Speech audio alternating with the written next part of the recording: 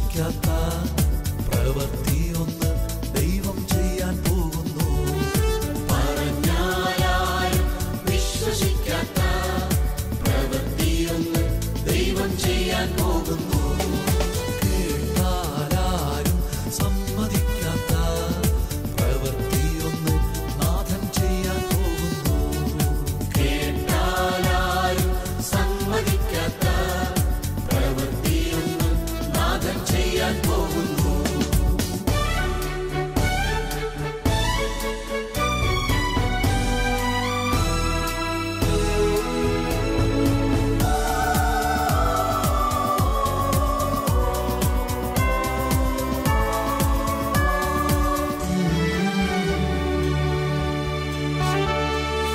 അതിശയമെന്ന് ജനം പറയും വിധത്തിൽ യേശു ഒരു പ്രവൃത്തി ചെയ്യും. ദൈവത്തിന്റെ മഹത്വം നിഴൽ വീരിക്കും. ഹല്ലേലൂയ. ദൈവത്തിന്റെ കരത്തിൽ നീ വസിക്കും. അതിശയമെന്ന് ജനം പറയും വിധത്തിൽ യേശു ഒരു പ്രവൃത്തി ചെയ്യും. ദൈവത്തിന്റെ മഹത്വം നിഴൽ വീരിക്കും. ദൈവത്തിന്റെ കരത്തിൽ നീ വസിക്കും.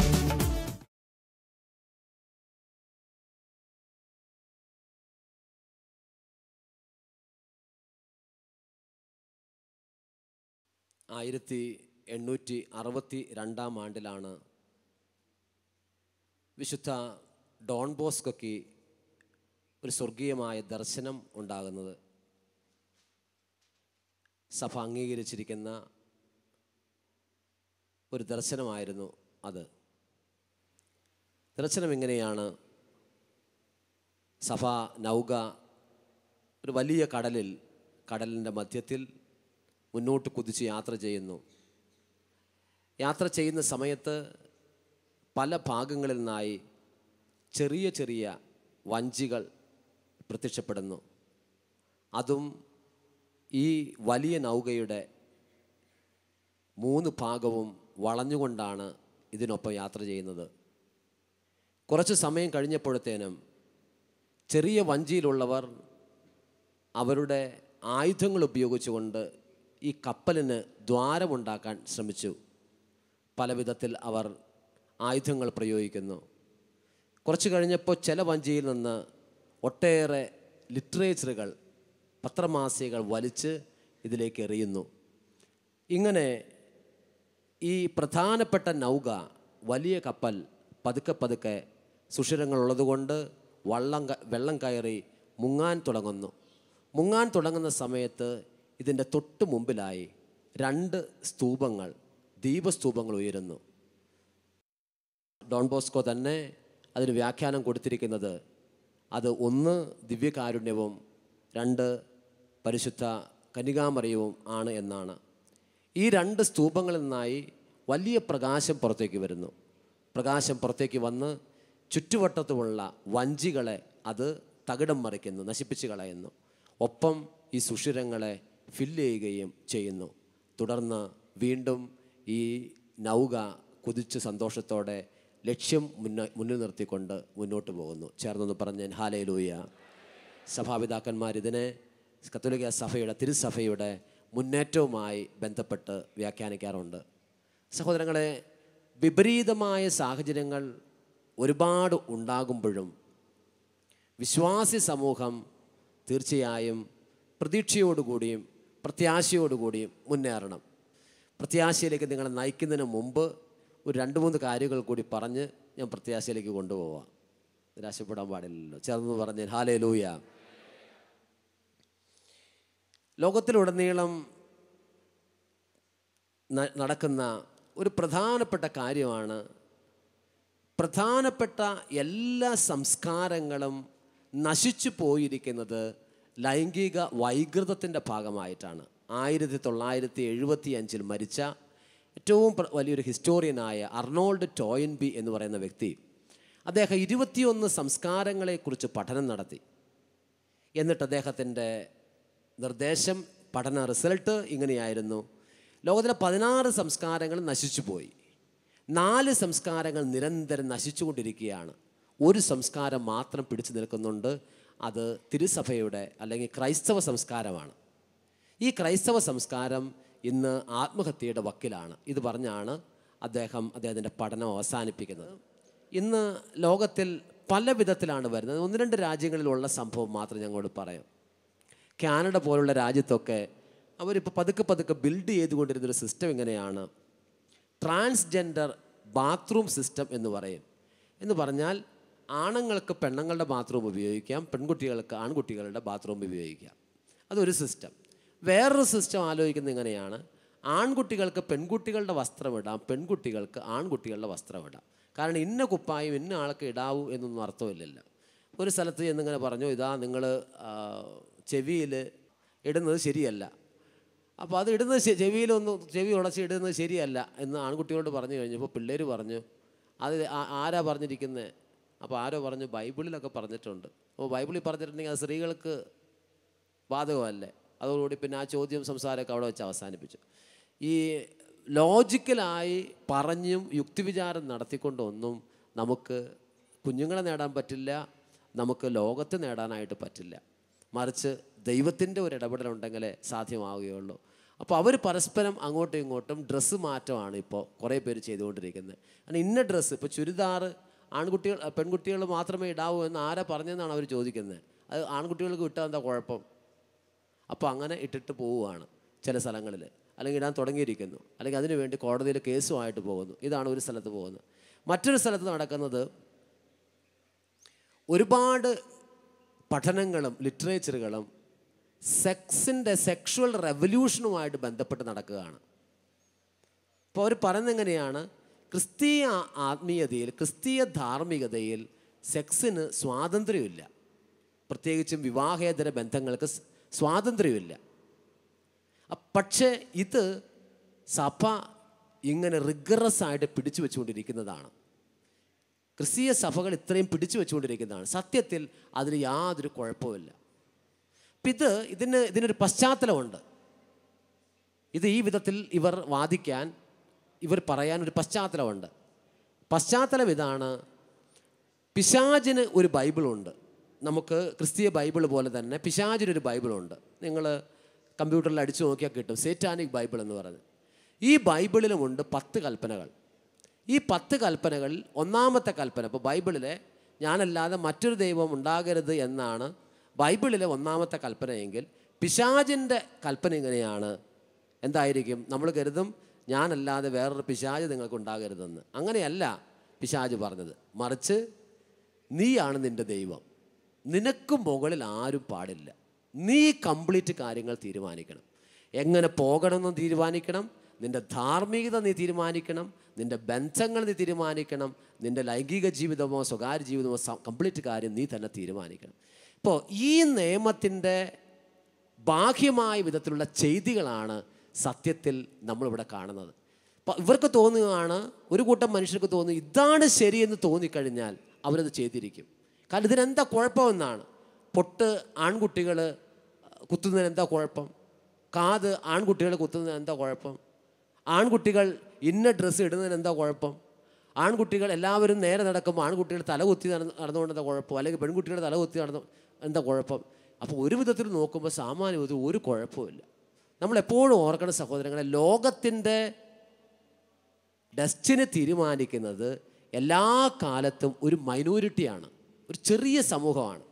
ബഹുഭൂരിപക്ഷം ആളുകളുമല്ല തീരുമാനിക്കുന്നത്, ഒരു ചെറിയ സമൂഹമാണ്. നമുക്കറിയാം, ഒരു ഇടവകയെ നശിപ്പിക്കുന്നത് ബഹുഭൂരിപക്ഷം ആളുകളുമല്ല, മറിച്ച് ഒരു ചെറിയ സമൂഹമാണ്. അവരുടെ ഒരു ആലോചനയാണ് ഒരു ഇടവക സമൂഹത്തെ നശിപ്പിക്കുന്നത്. ഇതുപോലെ തന്നെയാണ് സഭാ സംവിധാനത്തെ, ക്രൈസ്തവ ലോകത്തെ നശിപ്പിക്കുന്നത് ചെറിയ സമൂഹമാണ്. ലോകത്തെ അനുഗ്രഹീതമാക്കി കൊണ്ടുവരുന്നതും ഒരു ചെറിയ സമൂഹമാണ്. കാരണം ഒരു ഇടവക സമൂഹത്തെ വളർത്തുന്നതും സത്യത്തിൽ ആരാണ്? ഒരു ചെറിയ സമൂഹമാണ്. ഒരു ചെറിയ സമൂഹം എന്നും അധ്വാനിക്കും, എന്നും കഷ്ടപ്പെടാൻ അവരുണ്ടാവും. അവർക്ക് ഒന്നും ഉണ്ടായിട്ടല്ലെങ്കിൽ എപ്പോഴും അവർ അധ്വാനിച്ചുകൊണ്ടിരിക്കും. അപ്പോൾ ഈ സെക്ഷൽ റെവല്യൂഷൻ എന്ന് പറയുന്നത് ഒരു ചെറിയ സമൂഹത്തിൻ്റെ ആലോചനയാണ്. ഈ അടുത്തിടെ ഒരു പുസ്തകം പുറത്തു വന്നിരിക്കുന്നത് ഇങ്ങനെയാണ്: what every man thinks apart from sex. സെക്സിന് അപ്പുറമായി ഒരു പുരുഷൻ എന്താണ് ചിന്തിക്കുന്നത്. എന്നിട്ട് ആ പുസ്തകത്തിനൊരു പ്രത്യേകതയുണ്ട്.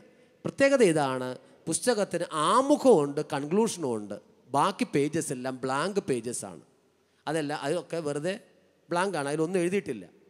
അപ്പോൾ ആമുഖം എഴുതിയിരിക്കുന്നത് ഇങ്ങനെയാണ്: സെക്സിന് അപ്പുറമായി ഒന്നുമില്ല, ഇനി എന്തെങ്കിലും ഉണ്ടെങ്കിൽ നീ ആ ബ്ലാങ്ക് പേജിൽ എഴുതിക്കോ. എന്നിട്ട് പിള്ളേർ യൂണിവേഴ്സിറ്റിയിൽ അത് സമ്മാനമായിട്ട് കൊടുക്കും. ആമസോണിലൊക്കെ അത് കിട്ടും. അതിങ്ങനെ സമ്മാനങ്ങളായിട്ട് മറ്റുള്ളവർക്ക് കൊടുത്തുകൊണ്ടിരിക്കുകയാണ്. കാരണം ഇതിനേക്കാൾ അപ്പുറമായിട്ട് വേറെ ഒന്നുമില്ല. മറ്റ് പരസ്യ ബോർഡുകൾ പ്രത്യക്ഷപ്പെടുന്നത് എങ്ങനെയാണ്? If you get bored with the church, come to us, let us celebrate എന്ന് പറഞ്ഞാൽ, നിങ്ങൾ പള്ളിയിൽ പോയി, ഞായറാഴ്ച പള്ളിയിൽ പോയി മടുത്തെങ്കിൽ നിങ്ങൾ ഞങ്ങളുടെ അടുത്ത് വരിക, എന്നിട്ട് നമുക്ക് ആഘോഷിക്കാം. ഇത് 1-2 ബോർഡുകളല്ല, വളരെ സുലഭമായിട്ട് പ്രകടമാകുകയാണ്. അപ്പോൾ കുട്ടികളെ സംബന്ധിച്ചിടത്തോളം കാണുന്നതാണ് അവരുടെ ഉള്ളിലേക്ക് എടുക്കുന്നത്. നമുക്കറിയാം, ഒരു കാര്യം പറയുന്നതിനേക്കാൾ ഇത് കണ്ടു കഴിയുമ്പോൾ നമ്മുടെ തലച്ചോറിൽ അങ്ങ് പേസ്റ്റ് ചെയ്യുകയാണ്, തലച്ചോറിലേക്ക് അങ്ങ് എടുക്കുകയാണ്. കുട്ടികൾ ഇത് അതേപടി അങ്ങ് എടുക്കുന്നു. മാതാപിതാക്കളുടെ സ്വാധീനം ഉള്ളതുകൊണ്ട് 10-18 വയസ്സ് വരെയൊക്കെ അത്യാവശ്യം നിർബന്ധിച്ചും അല്ലാതെയൊക്കെ പിടിച്ചു നിൽക്കുന്നു. കുറച്ച് കഴിയുമ്പോൾ അവരുടെ സ്വാതന്ത്ര്യം കിട്ടുമ്പോൾ കൈമോശം വരുന്നു. കേരളത്തിൽ നിന്ന് ബാംഗ്ലൂർ നേഴ്സിംഗ് പഠിക്കാനോ അല്ലെങ്കിൽ മറ്റ് IT പഠിക്കാനോ കോളേജ് സ്റ്റഡീസിനോ ഒക്കെ വേണ്ടിയിട്ട് ബാംഗ്ലൂരിലോ മംഗലാപുരത്തൊക്കെ പോകുന്ന പോക്ക് പോലെയാണ്. അതായത് ഒരു സമയം കഴിയുമ്പോഴത്തേനും അവർക്ക് സ്വാതന്ത്ര്യം കിട്ടിയെന്ന് തോന്നുന്നു, അവർ വേറെ ലോകത്തിലേക്ക് പോകുന്നു. അപ്പം ഇവിടെ ഒരു പ്രത്യേകമായ സാഹചര്യമായതുകൊണ്ട്, പ്രത്യേകിച്ചും മലയാളി സമൂഹം ഒരു പ്രത്യേക വിധത്തിൽ പോകുമല്ലോ. നമുക്കറിയാം, നമ്മൾ നമ്മുടെ കാര്യത്തേക്കാൾ മറ്റുള്ളവരുടെ കാര്യമാണ് നോക്കുന്നത്. ഞാൻ ഇവിടുന്ന് കേരളത്തിൽ നിന്ന് ബെൽജിയത്ത് പോകാൻ നേരത്തെ എൻ്റെ സഭയിലെ അച്ഛൻ്റെ അടുത്ത് പ്രാർത്ഥിക്കാൻ ചെന്നു. അച്ഛൻ എന്നോട് പറഞ്ഞു, മോനെ, ഈ ഇവിടെ ആയിരിക്കണ നേരത്ത് മോൻ്റെ ബ്രഹ്മചര്യമൊക്കെ ബാക്കിയുള്ളവർ നോക്കിക്കോളും, പുറത്തു പോയാൽ മോൻ തന്നെ നോക്കണം കേട്ടോ. അപ്പോൾ അച്ഛൻ തന്നെ അനുഭവം വെച്ച് പറയാം, മോൻ ഇവിടെയൊക്കെ വെച്ചാണെങ്കിൽ നാട്ടുകാർ, ഈ ആളുകൾ, കാരണം അത്രയും ഇതാണ്, മറ്റുള്ളവൻ അത് ശരിയായിരിക്കും, ഇതാണ് നമ്മുടെ ചിന്ത. നമ്മൾ ഒരു വിധത്തിൽ ശരിയായില്ലെങ്കിൽ അവൻ്റെ ധാർമ്മികതയെക്കുറിച്ച് ഭയങ്കരമാണ് ധാരണ. പക്ഷെ ഇതങ്ങ് വിടുന്ന സമയത്ത്, ഐലൻഡ് എക്സ്പ്രസ്സിൽ കയറി ബാംഗ്ലൂർക്കോ അല്ലെങ്കിൽ മംഗലാപുരത്തേക്ക് പോകുന്ന സമയത്ത് അതങ്ങ് കഴിയുമ്പോഴത്തേനും കുട്ടികൾക്ക് കുറച്ച് സ്വാതന്ത്ര്യം കിട്ടുന്നു തോന്നുന്നു. പിന്നെ പിള്ളേർ അവരുടെ ഇതിലേക്ക് എടുക്കുകയാണ്. അത് അവിടേക്ക് പോകണമെന്നില്ല, അത് കൊച്ചിയിലായിരുന്നാലും കോട്ടയത്തായിരുന്നാലും ട്രിവാൻഡ്രത്തായിരുന്നാലും എവിടെയായിരുന്നാലും ഇത് സാധ്യമാണ്, അങ്ങനെ ചെയ്യുന്നുമുണ്ട്. ഞാൻ പറഞ്ഞത്, സെക്സിന് വേണ്ടിയിട്ടുള്ള ഒരു സെക്ഷൽ റെവല്യൂഷൻ തന്നെ ഇന്ന് ലോകത്തിൽ നടക്കുന്നുണ്ട്. ഇതിൻ്റെ അതിപ്രസരം, ഇത് ഏത് വിധത്തിലുമാകാമെന്നും എങ്ങനെയാകാമെന്നുമുള്ള പ്രകടനങ്ങൾ ധാരാളമാണ്. അതുകൊണ്ട് തന്നെയാണ് നമുക്കറിയാം, പണ്ട് സാധാരണയായി ഒരു ധ്യാനത്തിൽ പ്രസംഗിക്കുന്നൊരു മെയിൻ പ്രഭാഷണം എന്തായിരുന്നു? പ്രേമം തെറ്റാണെന്നുള്ളതാണ്, അല്ലേ? കാര്യം ഇതാണ്, പ്രേമിക്കരുത്. അതുകൊണ്ട് നിങ്ങൾ പ്രേമിച്ചിട്ടുണ്ടോ? എന്താ വെച്ചാൽ ഒതുങ്ങിയ കേസ് പ്രേമിക്കുകയുള്ളൂ, വളരെ ഒതുങ്ങി എല്ലാവരും പ്രേമിക്കുകയുള്ളൂ, ആരും കാണാതെ ഒക്കെ അഡ്ജസ്റ്റ് ചെയ്ത്. അതുകൊണ്ട് ഇപ്പോഴായാലും പറയില്ല. പക്ഷേ ഇപ്പോൾ ആ പ്രേമം തെറ്റാണെന്നുള്ള പ്രസംഗങ്ങൾ കുറവാണ്. കാലഘട്ടത്തിൻ്റെ വ്യത്യാസമാണത്. അതിൻ്റെ കാരണം എന്താ? ഇപ്പം എല്ലാവരും ചിന്തിക്കാൻ തുടങ്ങി, പരിചയപ്പെട്ട് കല്യാണം കഴിക്കുന്നതല്ലേ നല്ലത്. കാരണം അവൾ ബാംഗ്ലൂരാണ്, അവൾ മംഗലാപുരത്താണ്, ഇവനാണെങ്കിൽ ബോംബെയിൽ നിന്ന് ഇപ്പോൾ വന്നിട്ടേ ഉള്ളൂ. അവർ രണ്ടുപേരുടെയും കൾച്ചർ തമ്മിൽ ചേരണമെങ്കിൽ അവർ തമ്മിൽ പരിചയപ്പെടണം. അപ്പോൾ അതുകൊണ്ട് പരിചയപ്പെട്ട് ഫോണിലൂടെ എല്ലാ സംസാരവും എല്ലാം കഴിഞ്ഞ്, മോശപ്പെട്ട ബന്ധങ്ങളിലേക്കൊന്നും പോയിട്ടല്ല, വീട്ടുകാരൊക്കെ ആയിട്ട് കോണ്ടാക്ട് ചെയ്യുന്നുണ്ട്, ഇതെല്ലാം കഴിഞ്ഞ്. അപ്പോൾ അതുകൊണ്ട് വിവാഹത്തിന് പ്രത്യേക ഒരു നോവൽറ്റി ഒന്നുമില്ല. കാരണം എല്ലാ ദിവസവും വിളിക്കാറുള്ളത് പോലെ പിന്നെ കല്യാണം കഴിഞ്ഞാൽ പിന്നെ അധികമൊന്നും വിളിക്കാറുമില്ല. അപ്പോൾ ഞാൻ പറഞ്ഞത്, ബന്ധങ്ങളിൽ വ്യത്യാസം വരികയാണ്. ഈ അടുത്തയിടെ ഒരു പെൺകുട്ടി പറഞ്ഞു, അവൾക്ക് 10 ബർത്ത്ഡേ ഉണ്ട്, 10 ജന്മദിനം ആഘോഷിക്കും എന്ന് പറഞ്ഞാൽ പാവപ്പെട്ട 10 ആൺപിള്ളേരുടെ പോക്കറ്റിലെ കാശ് പോകുന്നു എന്നതിൻ്റെ അർത്ഥം. കാരണം 10 ദിവസം അവൾ ബർത്ത്ഡേ ആഘോഷിക്കുകയാണ്. കാരണം കോളേജിലാവുമ്പോൾ 10 മാസത്തോളം അവളെ ക്യാമ്പസിലുണ്ട്. അപ്പോൾ ആരുടെയെങ്കിലും ഒക്കെ കൂടുതൽ പോയി സെലിബ്രേറ്റ് ചെയ്യാം. മോശപ്പെട്ട കാര്യത്തിലൊന്നും പോയിട്ടല്ല. ഞാൻ പറഞ്ഞത്, മൂല്യങ്ങളിൽ വലിയൊരു മാറ്റം വന്നുകൊണ്ടിരിക്കുകയാണ്. മൂല്യങ്ങളിൽ വലിയൊരു മാറ്റം. ഇപ്പോൾ പ്രേമത്തെക്കുറിച്ച് ഇനിയിപ്പോൾ വൈദികരൊക്കെ അല്ലെങ്കിൽ ദൈവ ശുശ്രൂഷകർ പ്രസംഗിക്കുമെന്ന് എനിക്ക് അറിഞ്ഞുകൂടാ കേരളത്തിൽ.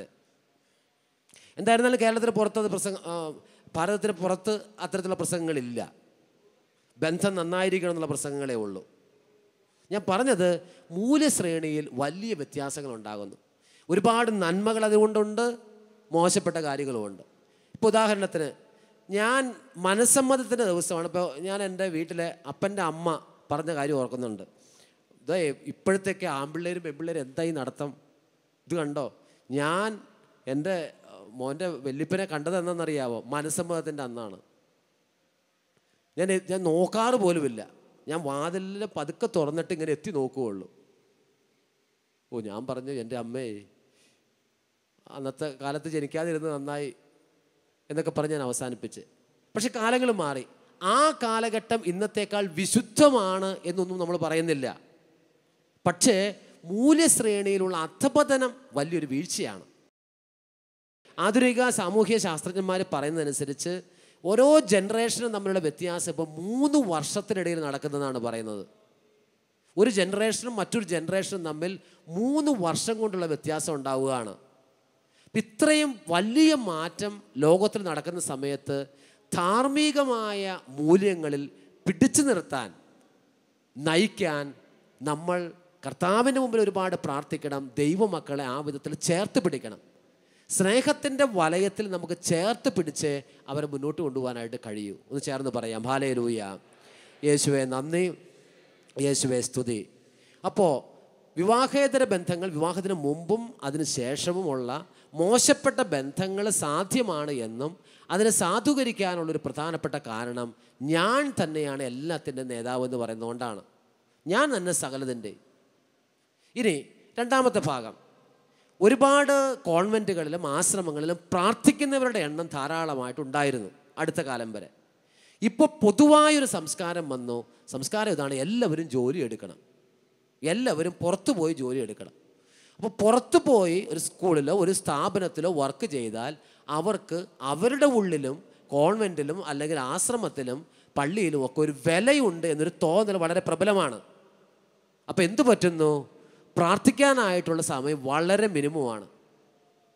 വിശുദ്ധ ചാവറപ്പിതാവ് ഇവിടെ ഒരു 30 ഏക്കർ സ്ഥലം ചാവറപ്പിതാവിൻ്റെ കാലത്ത് വാങ്ങിച്ചിട്ടുണ്ട്.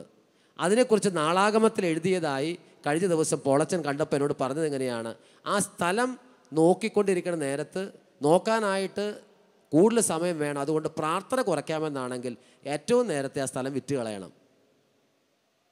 പക്ഷെ ഇന്ന് ആരും അത് ചെയ്യാറൊന്നുമില്ല. ഞാൻ പറഞ്ഞത്, വിലയ്ക്ക് വേണ്ടി ഓരോ സന്യാസി സമൂഹങ്ങളും അവരുടെ, കാരണം അവർക്ക് തോന്നുകയാണ് കുറച്ച് തുല്യതയൊക്കെ വേണം, ഒരുമിച്ചൊക്കെ നിൽക്കണം, അപ്പോൾ കുറച്ചൊക്കെ പ്രാപ്തിയും കുറച്ചൊക്കെ സ്വീകാര്യതയും വേണമെങ്കിൽ ഇന്ന സ്ഥലത്ത് ജോലി ചെയ്യണമെന്ന് പറഞ്ഞാൽ വലിയ കുഴപ്പമൊന്നുമില്ല, ഇന്ന സ്ഥാപനത്തിൽ ചെയ്യണം വലിയ കുഴപ്പമൊന്നുമില്ല. മറ്റേത് ഇപ്പോൾ കണ്ടില്ലേ, മറ്റേ സിസ്റ്ററിന് തന്നെ അങ്ങനെ അധികം പേരൊന്നും സ്വീകരിക്കണില്ല. ആ സിസ്റ്റർ ഇങ്ങനത്തെ ഈ ആളുകളെ കേട്ടും പ്രാർത്ഥനയൊക്കെ ആയിട്ട് നടക്കുകയായിരുന്നു. ആ സിസ്റ്ററിന് വലിയ മൂല്യമില്ല. അപ്പോൾ ഒരു ജൂനിയർ സിസ്റ്റർ ചിന്തിക്കുകയാണ്, എന്താണ് ചിന്തിക്കുന്നത്? ഞാനും ഇങ്ങനെ ഇരുന്നിട്ട് കാര്യമില്ല, ഞാനും എന്തെങ്കിലും ചെയ്യണം. മൂല്യങ്ങളിലുള്ള അധപതനം കോൺവെൻറ്റുകളിലുണ്ടാകുന്നുണ്ട്, സന്യാസ ആശ്രമങ്ങളുണ്ടാകുന്നുണ്ട്, മറ്റ് ശുശ്രൂഷകളുമായിട്ട് ബന്ധപ്പെട്ടും ഉണ്ടാകുന്നുണ്ട്. മൂല്യങ്ങളിലുള്ള അധപതനത്തിൻ്റെ മേൽ നമ്മൾ രണ്ടാമതൊരു വർക്ക് ചെയ്തില്ലെങ്കിൽ വീണ്ടുമുള്ള ഒരു ആത്മീയമായ വളർച്ച എന്ന് പറയുന്നത് അസാധ്യമാണ്. ഒന്ന് ചേർന്ന് പറഞ്ഞ എല്ലാവരും ഹല്ലേലൂയ. യേശുവേ നന്ദി, യേശുവേ സ്തുതി. ഞാൻ അവസാനിപ്പിക്കുകയാണ്. മൂന്നാമതൊരു പ്രധാനപ്പെട്ടൊരു കാര്യം നമുക്കറിയാം, 2017 ആണ്ടിൻ്റെ ഒരു പ്രധാനപ്പെട്ട പ്രത്യേകതയാണ് ഈ ആണ്ട് കരിസ്മാറ്റിക് നവീകരണത്തിൻ്റെ ജൂബിലി വർഷമാണ്. 50 വർഷം പിന്നിടുകയാണ്. അമേരിക്കയിലെ ഡുക്കെയിൻ സർവകലാശാലയിൽ ഏതാനും യുവതിയുവാക്കളും അവരുടെ ടീച്ചേഴ്സ് ഒരുമിച്ച് പ്രാർത്ഥിക്കുന്ന നേരത്ത് പരിശുദ്ധാത്മാവിൻ്റെ അനുഭവം ഉണ്ടാകുന്നു. ആ അനുഭവത്തിൽ നിന്നാണ് സത്യത്തിൽ ലോകത്തിലെ മുഴുവൻ വ്യാപൃതമാകുന്ന കരിസ്മാറ്റിക് നവീകരണം തീ പോലെ പടർന്നത്. സത്യത്തിൽ ഇതിന് ആരംഭം കുറിച്ച അമേരിക്കയിൽ വലിയ ചലനമൊന്നും ഉണ്ടാക്കിയില്ലെങ്കിലും അത് കേരള സഭയിൽ തീ പോലെ കത്തിപ്പടർന്നു. ഒരുപാട് ധ്യാന കേന്ദ്രങ്ങൾ, ഒരുപാട് ദൈവ ശുശ്രൂഷകർ, വിവിധങ്ങളായ സ്ഥലങ്ങളിലേക്ക് അയക്കപ്പെടുന്ന മിഷണറിമാർ തുടങ്ങി നമ്മളെപ്പോലെ ഒരുപാട് പേര് വന്നു ചേരാനായിട്ട് തുടങ്ങി. ഇപ്പം 50 വർഷമെത്തി. സഹോദരങ്ങളെ, ഇവിടെ നമ്മൾ ചിന്തിക്കേണ്ട കാര്യമുണ്ട്. ഇവിടെ ചിന്തിക്കേണ്ട കാര്യം ഇതാണ്. ഇന്ന് പലരും അവരുടെ സെൻറ്ററും അവരുടെ കൊച്ചു ശുശ്രൂഷയും ഒഴിഞ്ഞിട്ട് അവർക്ക് മറ്റൊരു ചിന്ത പോലുമില്ല. എനിക്ക് പാടാൻ കഴിവുണ്ട്, അതുകൊണ്ട് പാടുന്നു. എനിക്ക് ഇന്ന ശുശ്രൂഷകളോട് താല്പര്യമുണ്ട്, അതുകൊണ്ട് ആ ശുശ്രൂഷയ്ക്ക് വേണ്ടി പോകുന്നു. ഇന്ന പ്രീച്ചറെ താല്പര്യമാണ്, അതുകൊണ്ട് അതുമായിട്ട് ബന്ധപ്പെട്ട് പോകുന്നു. ഇതിനേക്കാൾ അപ്പുറം ഇതെല്ലാം സഭയെ പടുത്തുയർത്തുന്നതാണ് എന്നുള്ള ചിന്ത നവീകരണ മുന്നേറ്റത്തിലായിരിക്കുന്ന ലീഡേഴ്സ് ആയിരിക്കുന്ന വ്യക്തികളുടെ ഇടയിൽ പോലും വളരെ കുറഞ്ഞു പോകുന്നു. ഉദാഹരണത്തിന്, നമ്മൾ ഈ സെൻറ്ററിൽ മാത്രം കഴിയേണ്ടവരല്ല, നമുക്ക് കുറേ കൂടി റീച്ച് ഔട്ട് ചെയ്യേണ്ട ആവശ്യമുണ്ട് എന്നൊക്കെ ചിന്തിക്കുന്നവരുടെ എണ്ണം തുലോം കുറഞ്ഞു പോകുന്നു. പിന്നെ അച്ഛനുണ്ടെങ്കിൽ, ഇന്ന പ്രീച്ചറുണ്ടെങ്കിൽ, ഇന്ന ശുശ്രൂഷകനുണ്ടെങ്കിൽ ഞങ്ങൾ ആ ശുശ്രൂഷയുമായിട്ട് ചേരും, അല്ലെങ്കിൽ ഞങ്ങളില്ല. നമ്മൾ ഓർക്കണം, ഔദ്യോഗികമായ സഭയിൽ അതിന് കുറേ കൂടി ശക്തിയും ബലവും ഉണ്ടാകാൻ വേണ്ടിയും കാര്യസം കൊണ്ട് സഹായിക്കാൻ വേണ്ടിയും കർത്താവ് ഉയർത്തിയ ആത്മീയ മുന്നേറ്റമാണ് കരിസ്മാറ്റിക് മുന്നേറ്റം. ഈ മുന്നേറ്റം മറ്റൊരു പ്രസ്ഥാനം പോലെ അധപതിക്കാനായിട്ട് പാടില്ല. എന്ന് പറഞ്ഞാൽ അനാവശ്യമായ കോമ്പറ്റീഷനും അനാവശ്യമായ വഴക്കും അനാവശ്യമായി ആരോപിക്കലും അത് പരിശുദ്ധാത്മാവിൻ്റെ പ്രവർത്തനത്തെ നിശ്ചലമാക്കി കളയും. സത്യത്തിൽ നവീകരണത്തിൻ്റെ 50-ാമത്തെ വർഷം, ഗോൾഡൻ ജൂബിലി വർഷം, നവീകരണത്തിന് തന്നെ ഒരു നവീകരണം ഉണ്ടാകേണ്ട കാലഘട്ടമാണ്. എങ്കിലേ പരിശുദ്ധാത്മാവിന് ചലിക്കാൻ കഴിയൂ, പരിശുദ്ധാത്മാവിന് മുന്നോട്ട് പോകാൻ കഴിയൂ. നമ്മളിൽ തന്നെ കുടിക്കഴിയേണ്ടവരല്ല. നമ്മൾ ഓർക്കണം സഹോദരങ്ങളെ, നമ്മൾ ഒരു പക്ഷേ നമ്മുടെ പഠന ക്ലാസ്സിൽ ഒരുപാട് വിഷയങ്ങൾ പഠിക്കും. വിഷയങ്ങളെല്ലാം പഠിച്ച് അവസാനം പഠിച്ച് ഒരാൾ എത്തുമ്പോഴത്തേനും ഹയർ സ്റ്റഡീസിൽ എത്തുമ്പോൾ അയാൾ ഒരു വിഷയത്തിൽ കോൺസെൻട്രേറ്റ് ചെയ്യുകയാണ്. ആ ഒരു വിഷയം അതിൽ കൂടുതൽ ആഴത്തിലേക്ക് പോകുന്നു. ഇതുപോലെ തന്നെ നമ്മുടെ ആത്മീയ വളർച്ചയുടെ ഇടയിൽ നമ്മൾ ഒരുപാട് കാര്യങ്ങൾ, ഡെലിവറൻസിൻ്റെ ശുശ്രൂഷ, വരദാനങ്ങളുടെ ശുശ്രൂഷ, വിവിധ മിഷൻ വർക്കുകളെക്കുറിച്ചുള്ള ശുശ്രൂഷ, ഇതെല്ലാം നമ്മൾ കേൾക്കുകയാണ്. അവസാനം ഇത് കേട്ട് ഒന്നിൽ ചെന്ന് ലയിക്കണം. ആ ലയിക്കേണ്ടത് കർത്താവിൻ്റെ സ്നേഹമാണ്.